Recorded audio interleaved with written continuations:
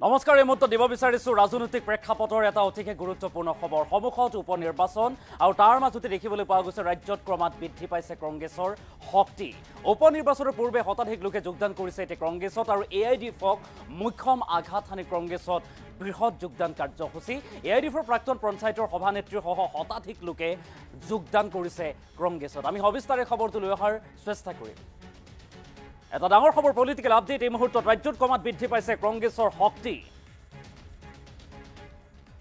আৰু কংগ্ৰেছৰ শক্তি বৃদ্ধি পোৱা পৰিলক্ষিত হৈছে ৰাজ্যত উপনিৰ্বাচনৰ পূৰ্বে শতাধিক লোকে যোগদান কৰিছে কংগ্ৰেছ দলত আৰু এআইডিএফক মুখ্যম আঘাত হানি এবাৰ কংগ্ৰেছত যোগদান কৰিছে শ লোকে এআইডিএফ দল ত্যাগ কৰিছে এআইডিএফৰ প্ৰাক্তন পঞ্চায়ত সভানেত্ৰীসহ শতাধিক লোকৰ কংগ্ৰেছ দলত যোগদান কংগ্ৰেছ দলত শতাধিক লোকে যোগদান কৰিছে আজমলৰ পৰাজয়ৰ পাছতে মানকাছাৰ এআইডিএফত খহনীয়া এটা ডাঙৰ খবৰ এআইডিএফৰ বহু লোকে দৈনিক দল ত্যাগ কৰা পৰিলক্ষিত হৈছে খবৰ আহিছে আৰু আজমলৰ এআইডিএফে সংখ্যালঘুক নিৰাপত্তা দিব নোৱাৰাৰ গুৰুতৰ অভিযোগ উত্থাপন হৈছে কংগ্ৰেছক ধৰ্মনিৰপেক্ষ দল বুলি দাবী কৰি যোগদান কৰিছে এআইডিএফৰ শ লোকে এটা ডাঙৰ খবৰ এই মুহূৰ্তত জনাইছো ব্ৰেকিং নিউজ ৰাজ্যত ক্ৰমাৎ বৃদ্ধি পাইছে কংগ্ৰেছৰ শক্তি দৈনিক ধাৰাবাহিকভাৱে কংগ্ৰেছত যোগদান কাৰ্যসূচী দেখিবলৈ পোৱা গৈছে অন্যান্য দল ত্যাগ কৰি কংগ্ৰেছলৈ ঢাপলি মেলিছে একাংশ নেতা কৰ্মীয়ে আৰু উপনিৰ্বাচনৰ পূৰ্বে শতাধিক লোকে যোগদান কৰিছে এইবাৰ কংগ্ৰেছ দলত আৰু এআইডিএফক মুখ্যম আঘাত হানি কংগ্ৰেছত বৃহৎ যোগদান কাৰ্যসূচী ৰূপায়ণ কৰা পৰিলক্ষিত হৈছে ধুবুৰীত ৰকিবুল হুছেইনৰ বৃহৎ জয়ৰ পাছতেই এআইডিএফৰ দুৰ্গ কপা পৰিলক্ষিত হ'ল এআইডিএফৰ দুৰ্গ খহি পৰিছে তাৰ পাছতে দেখিবলৈ পোৱা গৈছে এতিয়া এআইডিএফ দল ত্যাগ কৰি কংগ্ৰেছলৈ ঢাপলি মেলিছে একাংশ লোকে আজমলৰ পৰাজয়ৰ পাছতে এইবাৰ মানকাছাৰ এআইডিএফতো খহনীয়া মানকাছাৰতো এআইডিএফত ব্যাপক খহনীয়া আজমলৰ এআইডিএফ দলে সংখ্যালঘু লোকক নিৰাপত্তা দিব নোৱাৰাৰ গুৰুতৰ অভিযোগ উত্থাপন কৰিছে আৰু কংগ্ৰেছেহে নিৰাপত্তা দিব পাৰিব সংখ্যালঘু লোকক আৰু ধৰ্মীয় নিৰপেক্ষ দল কংগ্ৰেছ বুলি দাবী কৰি এনেদৰে একাংশ সংখ্যালঘু লোকে যোগদান কৰিছে আমি দৃশ্যাংশ দেখাইছো এক্সক্লুচিভ দৃশ্যাংশ দেখুৱাম দৃশ্যাংশ মন কৰ শ লোকে এনেদৰে যোগদান কৰিছে সংখ্যালঘু লোকে কংগ্ৰেছলৈ আহিছে এআইডিএফ দল ত্যাগ কৰিছে বদৰুদ্দিন আজমলক টাটা বাই বাই দি কংগ্ৰেছলৈ ঢাপলি মৰিছে কংগ্ৰেছক আকোৱালি লোৱা পৰিলক্ষিত হৈছে শতাধিক লোকে দৃশ্যাংশ মন কৰ শ লোক আছে আৰু শ লোকে কংগ্ৰেছ দলত যোগদান কৰিছে দৃশ্যাংশ মন কৰক এনেদৰে এইসকল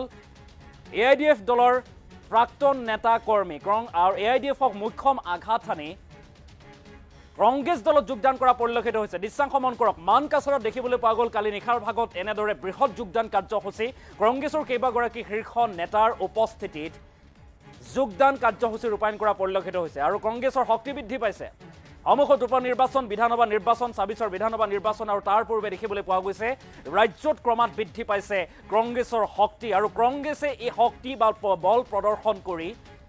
২৬ত কিবা ভাল বেলেগ প্ৰদৰ্শন দেখুৱাবলৈ সক্ষম হ'ব নেকি সেই প্ৰশ্ন এতিয়া সৰ্বত্ৰ ৰাজনৈতিক মহলত ব্যাপক আলোচনা হোৱা পৰিলক্ষিত হৈছে আমি দৃশ্যাংশ দেখাইছোঁ দৃশ্যাংশ মন কৰক কেনেদৰে শতাধিক সংখ্যালঘু লোকে কংগ্ৰেছলৈ ঢাপলি মেলিছে কংগ্ৰেছে সেই সংখ্যালঘুক নিৰাপত্তা দিব পাৰিব বুলি দাবী কৰি এনেদৰে কংগ্ৰেছ দলক আকোৱালি লোৱা পৰিলক্ষিত হৈছে আৰু এআইডিএফ আজমলৰ এআইডিএফক টাটা বাই বাই কৰি মুখ্যম আঘাত হানি এতিয়া কংগ্ৰেছ দলত শতাধিক লোকে যোগদান কৰিছে মানকাছাৰত দৃশ্যাংশ দেখুৱালো মন্তব্যও আছে যোগদান কৰি কি ক'লে আমি সেই মন্তব্য আগবঢ়োৱাৰো চেষ্টা কৰিম কংগ্ৰেছৰ প্ৰতি ঢাপলি মেলিছে কংগ্ৰেছৰ প্ৰতি আগ্ৰহী হৈ আছে আজি আনোৱাৰ হুছেইন ডাঙৰীয়া তেখেত আনুষ্ঠানিকভাৱে যোগদান কৰিলে তেখেতৰ উদ্যোগতে আজি ইয়াতে কিমান ফেমিলি মোটামুটি আপোনাৰ ৩-৪০০ ফেমিলি যোগদান কৰিলে তো সেই হিচাপত আপোনালোকে আন্দাজা লগাই ল'ব পাৰে কিমান মানুহ আহিছে তেখেত ইয়াৰ এজন প্ৰধান লোক তেখেতে যথেষ্ট সহায় সহযোগিতা কৰি থাকে লোকসকলক আৰু তেওঁৰ নেতৃত্বত আজি যথেষ্টখিনি লোক যোগদান কৰিলে আমাৰ কাৰণে কংগ্ৰেছ দলৰ কাৰণে এটা সুখৰ কথা আৰু তেখেতক আহ্বান থাকিল যে অহা দিনত যাতে তেখেতে সুস্থভাৱে নেতৃত্ব দিয়ে মানুহখিনিৰ বিপদে আপদে যাতে থিয় হয় কাৰণ আজিৰ দিনত যিটো ৰাজনীতি চলি আছে সেই ৰাজনীতিত বিভিন্ন লোকৰ ওপৰত বিভিন্ন ধৰণৰ অত্যাচাৰ চলি আছে আৰু সেই অত্যাচাৰৰ পৰা আমি প্ৰটেকশ্যন দিয়াৰ সামৰ্থ্য থাকিব লাগিব তো তেখেতৰ ওপৰত আমাৰ আশা আছে ভৰসা আছে যে তেখেতে এইখিনি কৰিব পাৰিব বাকী এইখিনি আৰু পঞ্চায়ত নিৰ্বাচনৰ প্ৰস্তুতি আমাৰ চলি আছে ডেলিমিটেশ্যন এতিয়া চলি আছে আমি তাৰ ওপৰত তীক্ষ্ণ দৃষ্টি ৰাখিছোঁ কাৰণ বিজেপি চৰকাৰে ইতিমধ্যে যেনেকুৱা দেখা গৈছে যে সমষ্টি লেভেল ডেলিমিটেশ্যন সিহঁতে নিজৰ সুবিধা মতে ভগাই ভগাই লোৱাৰ চেষ্টা কৰিছিল। এইবাৰো আমাৰ পঞ্চায়ত ডেলিমিটেশ্যনত তেখেতসকলে নিশ্চয় তেনেকৈ চেষ্টা কৰিব। কিন্তু যিমানেই চেষ্টা নকৰক আমি সূক্ষ্ম দৃষ্টি ৰাখিছোঁ কেনেধৰণে আমি ঠিকভাৱে কৰাৰ কাৰণে প্ৰচেষ্টা চলাম। আৰু লগতে যিমানেই প্ৰচেষ্টা নকৰক এইবাৰ কংগ্ৰেছ দল জয়ী হ'ব আৰু বিজেপি বা এজিপি চৰকাৰ বা AIDF ইয়াতে ভাল ফলাফল দেখুৱাব নোৱাৰে, সেইটো আমি নিশ্চিত। কংগ্ৰেছৰ ক্ষতি নহয়। চাওক, এতিয়া যিটো ডেলিমিটেশ্যন আপোনাৰ সমষ্টি লেভেলত হ'ল, সিহঁতে ভাবিছিল যে MP ইলেকশ্যনত আমাৰ 0 হৈ যাব,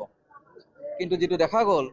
যে লাষ্ট টাইমতকৈ এইবাৰ আমাৰ ভোট সংখ্যা বাঢ়িছে, আমাৰ ফলাফল যথেষ্ট ভাল হৈছে। আমি এটা সমষ্টি যিটো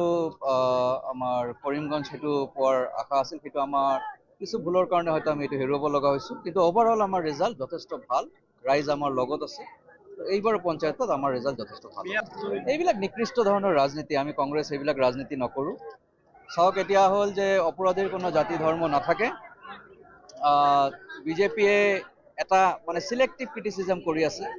সিহঁতে ৰেচলাৰবিলাকৰ ওপৰত যেতিয়া নিৰ্যাতন হৈছিল একো কথা নক'লে, হাথৰাছত যেতিয়া মাৰ্ডাৰ হ'ল একো কথা নক'লে,